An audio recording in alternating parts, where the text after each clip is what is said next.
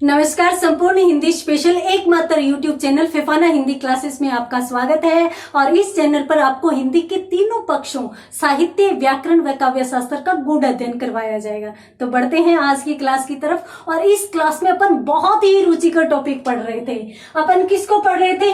अज्ञेय जी को पढ़ रहे थे। और अज्ञेय जी के साथ साथ निराला जी को, ये तो और भी सोने में सुहागे वाली बात हो जाती है। तो अज्ञेय जी, और अज्ञेय जी ने कौन सी संस्मरणात्मक रचना लिखी है?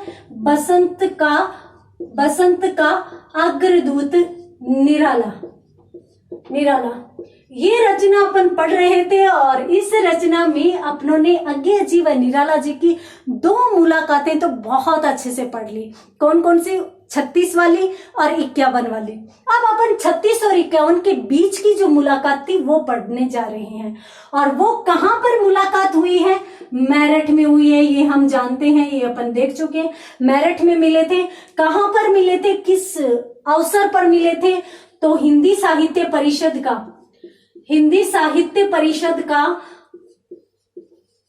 एक उत्सव था, वहां पर उसका सम्मेलन था। हिंदी साहित्य परिषद का सम्मेलन था।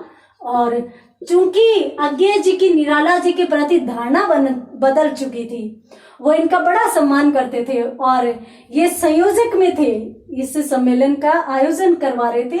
तो जाहिर सी बात है, निराला जी को तो बुलाना बनता है।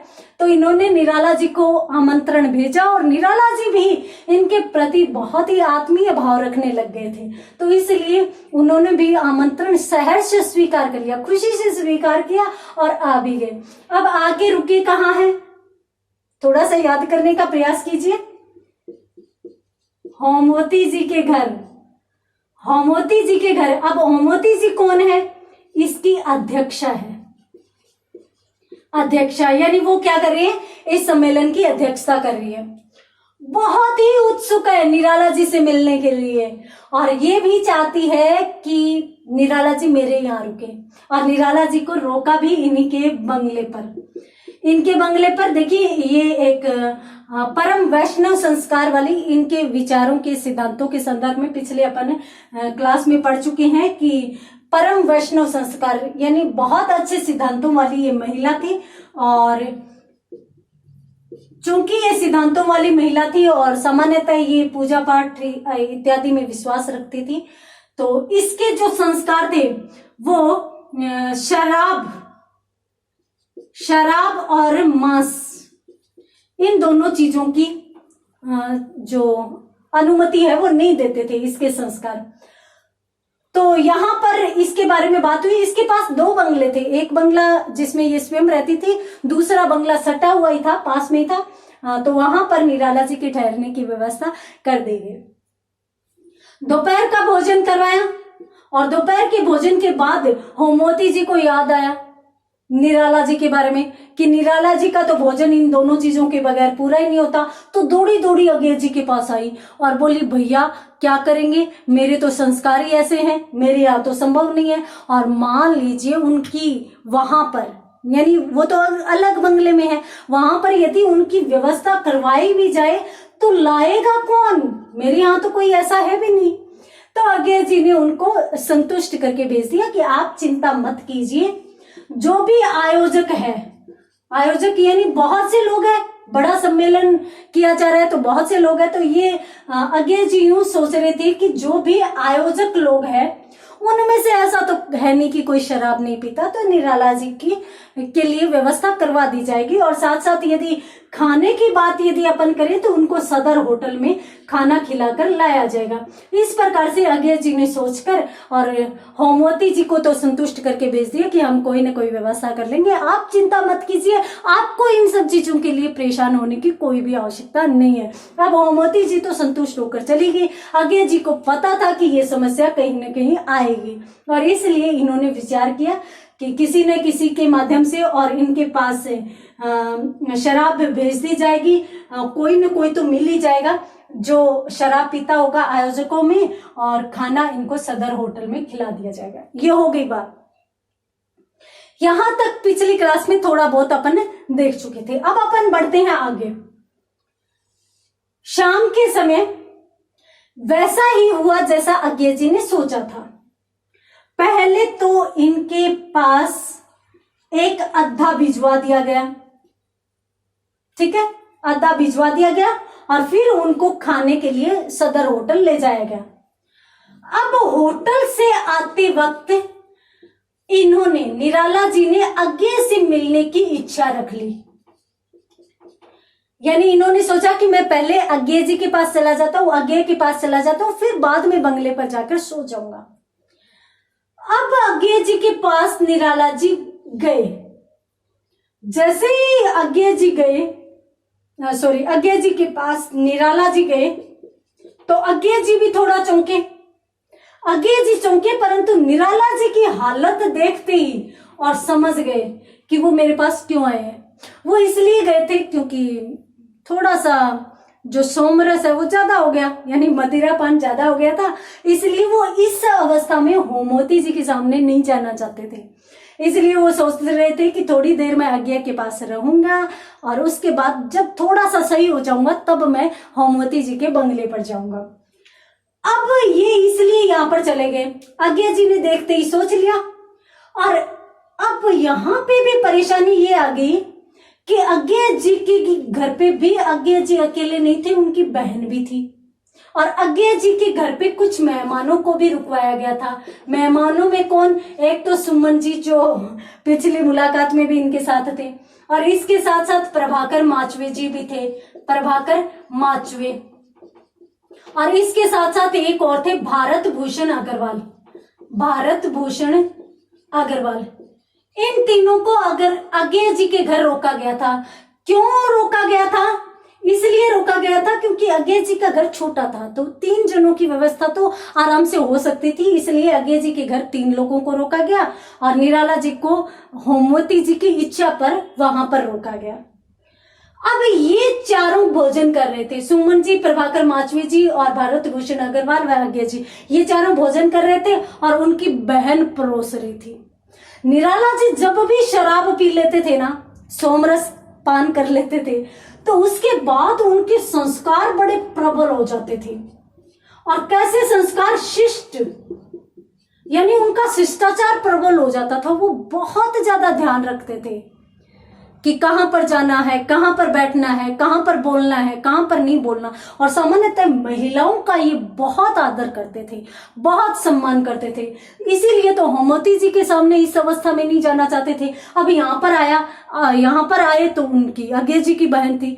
अब ये दुखी हो गए, मतलब अब ये चिंता में पड़ गए कि अब क्या किया जाए।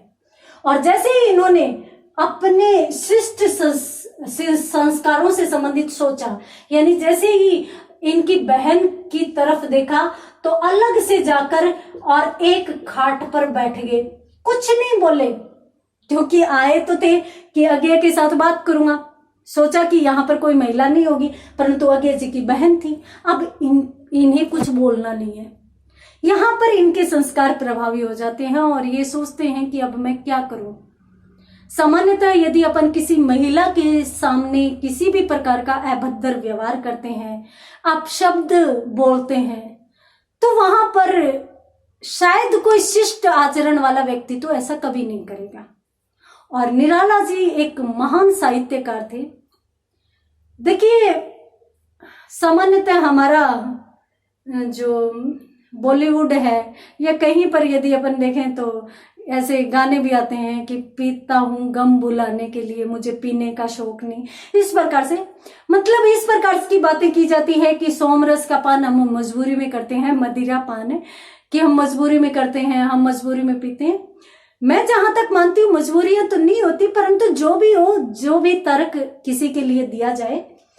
निराला जी के जीवन में यदि अपन देखें तो दुखों का बहुत बड़ा पहाड़ था।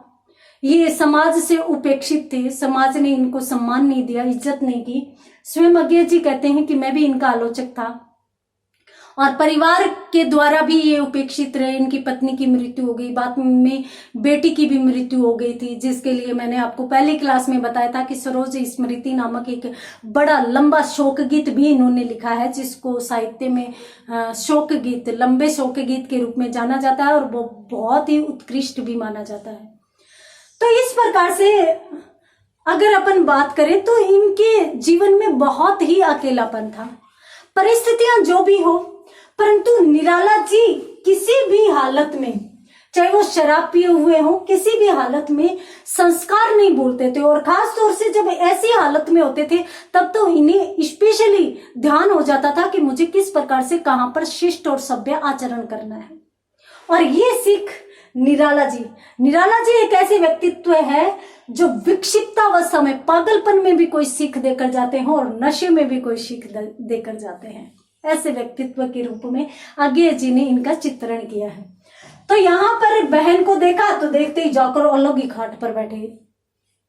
अब अज्ञेय जी ने यूं सोचा अब क्या किया जाए, तो इन चारों ने जल्दी से भोजन समाप्त किया और भोजन समाप्त करके जल्दी से निराला जी के आसपास बैठ गए और जल्दी यूं मतलब निराला जी को बहलाने के लिए अनेक बातें करने लगे क्योंकि निराला जी को वहां पर अंदर ही अंदर बुरा लग रहा था। तो इन चारों ने यूं सोचा कि निराला जी को बहलाया जाए, यानी किसी तरीके से उनके मन का ये जो दुख है, ये कष्ट है, उसको हल्का किया जाए। तो ये अनेक प्रकार की बातें करने लग गए चारों। निराला जी कुछ नहीं बोल रहे थे। ये जब 4-6 वाक्य सारे के सारे एक दो वाक्य बोल जाते थे तब एक बार बोलते थे हूं, और वो भी इतने मतलब गंभीर तरीके से। अज्ञेय जी कहते हैं कि वहां पर जैसे निराला जी यूं कह रहे हो कि हमें कितना भी बहलाने का प्रयास करो पर हम किसी भी हालत में बहलेंगे नहीं, अर्थात हमने गलती की है और हम ये मान रहे हैं, क्योंकि यहाँ पर आना भी गलत हुआ। तो इसलिए यहाँ पर निराला जी मन ही मन सोच रहे हैं और इस प्रकार से जैसे खाना हो गया, आपस में बातें हो रही थी, बातों के बीच निराला जी क्या करते हैं अभी देख रहे हैं। अब यहाँ पर इन चीजों को तो मैं हटा देती हूँ। अब यहाँ पर कौन कौन है? सुमन जी हैं, भारत भूषण अग्रवाल है, प्रभाकर माचवी है, अज्ञेय जी है और निराला जी है। ठीक है, निराला जी है। अब ये है निराला जी देखते रहे कि वो चारों हैं, वो इनके आसपास बैठे रहे, इनको बहलाने का प्रयास करते रहे, बातें करते रहे, परंतु निराला जी बहले नहीं। थोड़ी देर बाद सुमन जी को यूं बोला, सुमन आप इधर आइए। सुमन जी धीरे से इनके पास गए और झुककर बोलिए क्या कह रहे हो। झट से इनकी कलाई पकड़ी। निराला जी ने सुमन जी की झट से कलाई पकड़ी और बोले चलो। कहां निराला जी? घूमने चलते हैं। अब सुमन जी ने बहुत ही उदासीन तरीके से अज्ञेय जी की तरफ देखा। अब क्या करूं, क्या होगा? परंतु अज्ञेय जी के पास भी कोई इलाज नहीं था। सामने निराला जी थे और किसी को तो समझा भी देते, अपनी बात से डिगा भी देते, छुटकारा पाना संभव ही नहीं था। ये अज्ञेय जी ने भी समझ लिया और साथ साथ सुमन जी ने भी समझ लिया कि अब छुटकारा नहीं है, छुटकारा पाना तो संभव ही नहीं है, चलना ही पड़ेगा। निराला जी सुमन का हाथ पकड़कर नीचे लाए, क्योंकि अज्ञेय जी जो रहते थे वो ऊपर के फ्लोर पर रहते थे। नीचे लाए तो अज्ञेय जी ने भी पहचान लिया कि हाँ अब निराला जी जाएंगे तो जरूर, कोई दूसरा तो उपाय नहीं है। तो इसलिए उन्होंने अच्छा सा एक तांगा बुला लिया। तांगा अपन घोड़ा गाड़ी को कहते हैं, तो पहले तांगे ही चलते थे, ये ऑटो, टेम्पू, रिक्शा वगैरह ये तो अब आया है। तो अज्ञेय जी ने एक अच्छा सा तांगा बुला लिया। अब तांगा खड़ा था, अज्ञेय जी झट से उसके आगे बढ़े। निराला जी का शरीर मैंने आपको पहली क्लास में बताया था कि जितनी हाइट थी उतनी हेल्थ थी, यानी हट्टे कट्टे थे। तो निराला जी आगे बैठने लगे तो तांगे वाले ने कहा सरकार आप पीछे बैठिए, घोड़ा दबता है, यानी घोड़ा दबाव महसूस करेगा, आगे बहुत ज्यादा वजन हो जाएगा, क्योंकि आगे तांगे वाला स्वयं बैठा है। तो फिर उसने ये भी कहा कि आपके ये जो मित्र है ना, इनको आगे भेज दीजिए, आप पीछे बैठिए। निराला जी एक बार तो ठिठक कर रुके, तांगे वाले ने कहा सरकार आप पीछे बैठिए, आपके मित्र को आगे आने दीजिए। एक बार ठिठके और फिर वहीं पर आगे ही बैठते हुए बोले अगर घोड़ा दबाऊ होता है ना तो तुम पीछे जाओ, और यदि फिर भी कोई समस्या है ना तो रास हमें दे दो, यानी रस्सी हमें दे दो, घोड़ा हम चलाएंगे, परंतु हम तो आगे ही बैठेंगे। अब सुमन जी को तो पता था निराला जी जो कहते हैं वो करना है। इधर तांगे वाले ने भी कुछ महसूस किया और बेचारा स्वयं पीछे तो बैठ गया परंतु रस्सी नहीं छोड़ी, स्वयं ही तांगा चलाना उचित समझा, वो पीछे बैठ गया। अब सुमन जी और तांगे वाला तो पीछे है और निराला जी आगे बैठ गए। अब तांगे वाला चलने लगा, बहुत ही रुचिकर बात, आगे जो प्रश्न आएगा वो तो इतना रुचिकर है। तांगे वाला चलने लगा और चलते ही तांगे वाले ने पूछा सरकार चलना कहाँ है? तो निराला जी पता है उसे क्या कहते हैं, 2 घंटे तक मत पूछना, 2 घंटे तक मत पूछना कि कहाँ चलना है। क्यों नहीं पूछना? क्योंकि हमें स्वयं नहीं पता। तो 2 घंटे तक तो ये बात पूछना मत, ये प्रश्न पूछना मत, और 2 घंटे बाद घुमाकर यहीं पर लाकर छोड़ देना। अब 2 घंटे तक तुम्हारी मर्जी है कि तुम कहां पर लेकर जाओगे। अच्छी अच्छी सड़कों की सैर करेंगे आज, अच्छी अच्छी सड़कों की सैर करेंगे आज। और ये कहकर जैसे ही ये कहा तो तांगे वाले ने कहा जी सरकार, और तांगे वाला चल दिया। तांगे वाले ने भी समझ लिया कि यहाँ पर प्रश्न करने का कोई मतलब नहीं है, कुछ भी कहने का कोई भी मतलब नहीं हो सकता। तो तांगे वाला भी वहां से चला और अज्ञा जी ने भी थोड़ी सी चैन की सांस ली और यूं सोचा कि अब 2 घंटे से पहले तो निराला जी किसी हाल में आने वाले नहीं है, तो ये भी चैन की सांस लेकर ऊपर चले गए। अब अज्ञा जी ने यूं सोचा कि रात को यदि लेट हो गया तो निराला जी वहां तो जाएंगे नहीं होमवती जी के बंगले पर, तो हो सकता है यहीं रुक जाए और मैं रोक भी लूंगा। और ये सोचकर और एक अलग से बिस्तर भी लगवा लिया निराला जी के लिए। और इस प्रकार से अज्ञा जी बैठ गए और इधर निराला जी सुमन जी तांगे को लेकर चले गए। बाद में लगभग 12 बजे सुमन जी ऊपर आए अकेले। अकेले क्यों आए? क्या हुआ होगा, क्या बात हुई होगी? शायद ये संस्मरणात्मक रचना बहुत रुचिकर है, आपको भी बहुत अच्छी लग रही होगी, परंतु पढ़ेंगे अगली क्लास में। तब तक के लिए धन्यवाद।